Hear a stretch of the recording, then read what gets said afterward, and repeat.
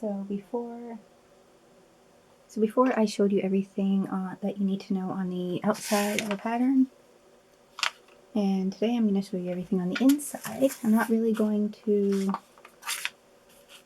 go over the tissue paper as much because I feel like most of it corresponds to things on the papers they give you here. So yeah, I feel like it'd kind of just be showing you the same thing twice. But this is generally what you'll see when you open up your pattern, like the papers inside your pattern. So it's a pretty wide piece of paper and there's a lot of different boxes of information.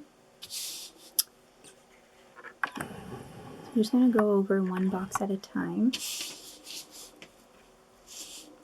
So the first one here is your line drawings, and these are really useful because they can show you things like if there's any darts, if there's any gathers.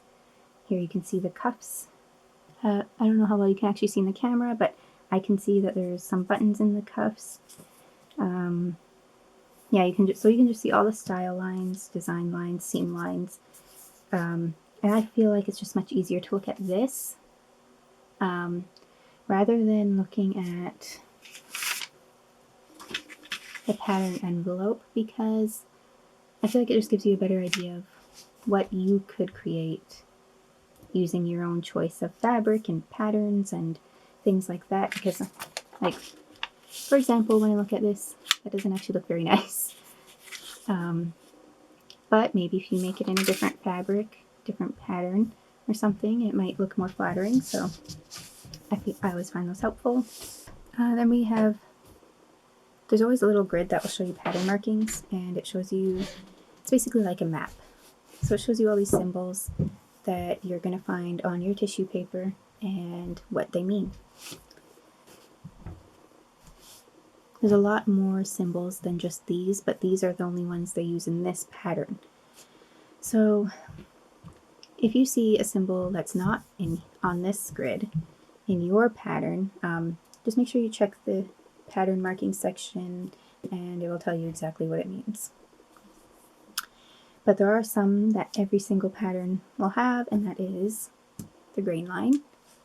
And it's just a long arrow.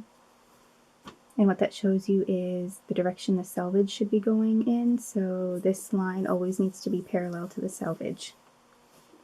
And that's really important because if you don't line up the selvage properly, you could end up with a shirt that has the side seam twisting constantly and just turning and turning until the side seam is more in the center front and your shirt just looks like it's on sideways. It's really weird, but it does happen. So make sure you pay attention to that because you don't want to spend all your time making something and then you have to throw it out. And then you have your fold here, and that's just a parallel line with two little arrows pointing down. Most patterns actually don't say place on a fold in it. The space will just be empty. But if you're meant to cut something with the fabric folded, it'll show you where the fold line goes. And this typo line always indicates a buttonhole. X is always a button, and then you have all these little notches and symbols.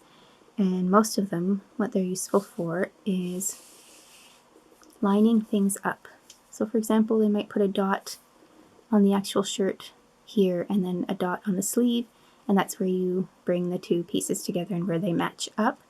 So it's really important for making sure things don't end up, off-centered or wonky looking.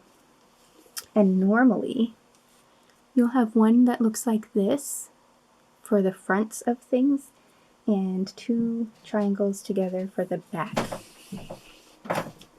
So for example, most armholes have the single triangle notch on the front of your shirt and the double triangle notch on the back of your shirt, and that's also it's really helpful for making sure you remember what side is the right side and what side's the front versus the back, for example.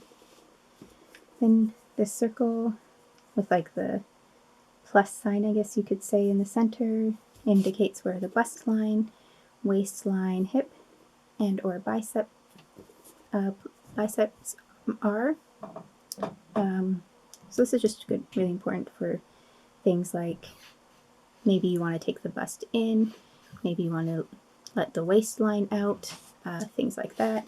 So then you can alter it right there on the pattern instead of having to alter the actual shirt when you're done.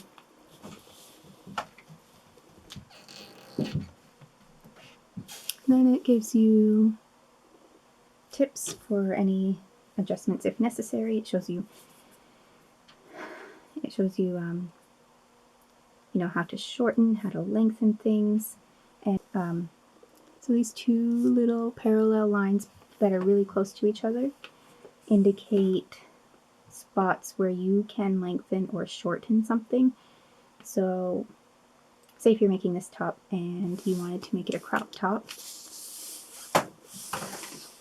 I would actually have on the pattern pieces themselves these double parallel lines going straight across, and that's where they recommend you shorten or lengthen things. So that's where you could cut across and shorten it or lengthen it.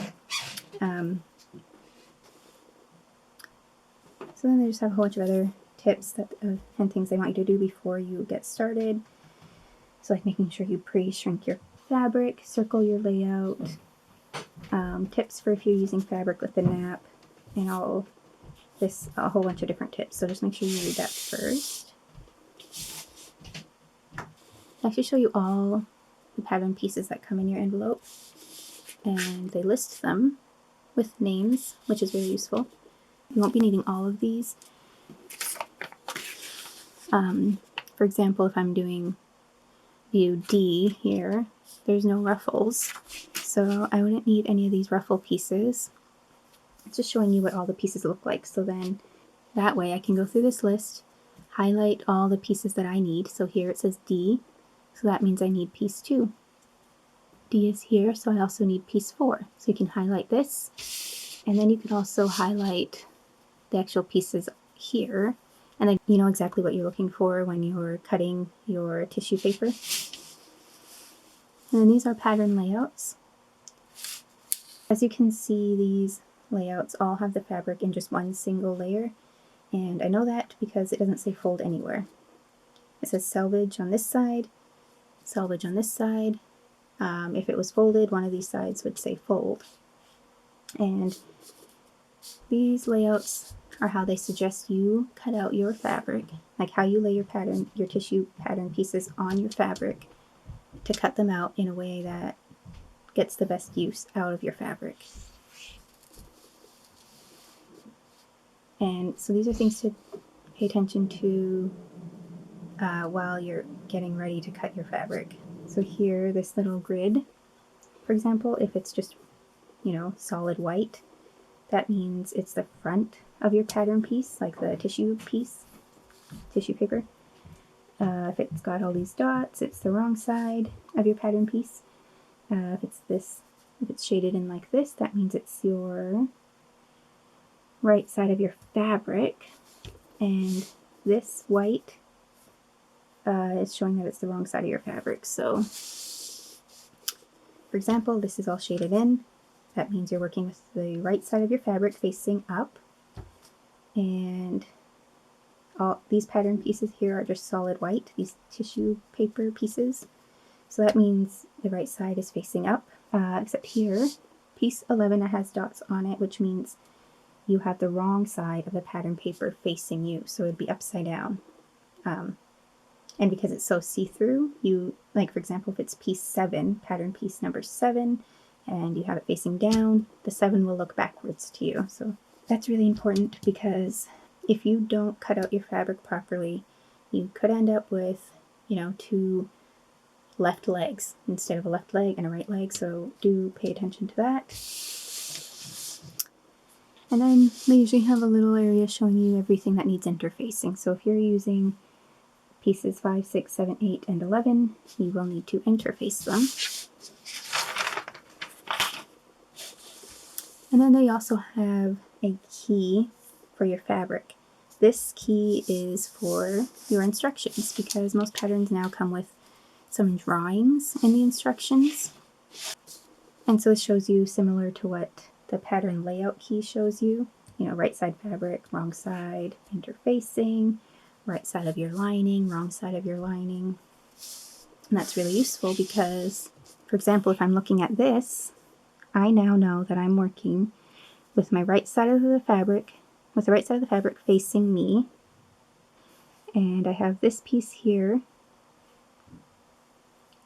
with the wrong side. So these two pieces of fabric have the right sides facing each other. So that's just good for obviously making sure you don't sew things backwards, or you know, when you're done your garment, you're not going to have the wrong side of your shirt facing out on the front while the right side of the shirt is facing out on the back, if that makes sense. Just make sure everything is in the right direction and in the right spot.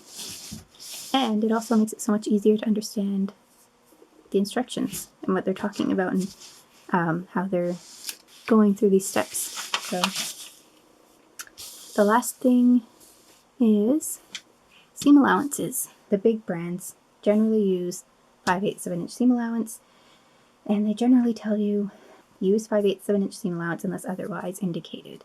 And where it would be otherwise indicated would be in your step-by-step instructions over here. And normally when that would happen, it would be for things like your collar. Things that just need a smaller seam allowance to not look bulky and weird. And then it just tells you some other tips here, which, by the way, are things you should be doing all the time for every pattern anyways. And it says trim enclosed seams to layers, trim corners, notch your outer curves, clip your inner curves, and it's just how they want you to pin, how they want you to press. It also shows you a definition of some of the stitches that they might use in this pattern. Yeah, and that, I believe, is pretty much all. So yeah, it does seem like a lot of information, but it's very simple information. It's not hard to understand, it's not hard to follow. I think once you stop being intimidated by it, you realize how easy it actually is. So I hope that helps, and happy sewing.